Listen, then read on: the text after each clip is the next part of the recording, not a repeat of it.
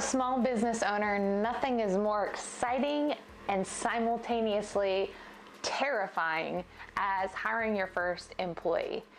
Great news is if you're looking to hire someone, that means your business has grown to the point where you need help, and that's fantastic. But on the other side of that, there are a lot of compliances that go along with hiring an employee that you should be aware of. Of course, you need to figure out what the position will entail, make a job description, post the job description, do some interviews, and hire a person.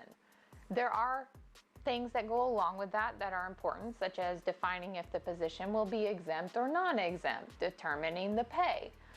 But the place where I see business owners make the most mistakes are the requirements that they may not be aware of.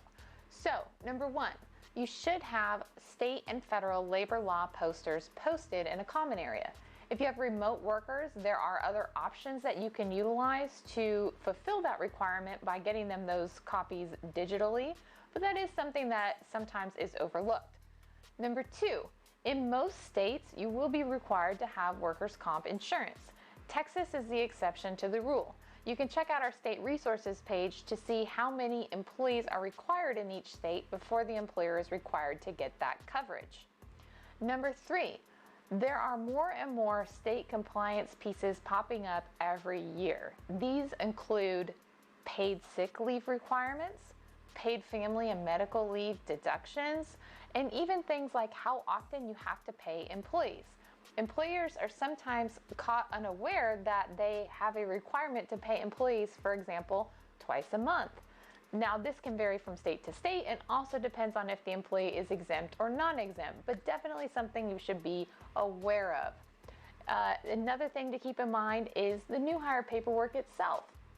At a base level, you need your employee to complete a W-4, which will dictate how much federal income tax you withhold from their check. You also have to complete an I-9 for each employee.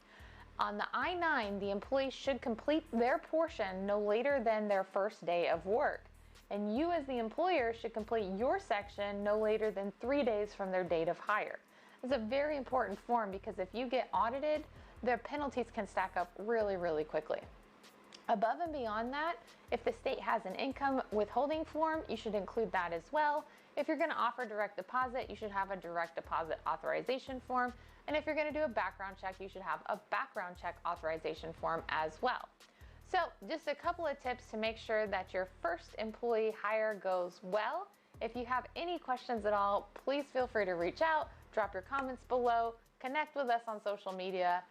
We're always happy to talk about payroll.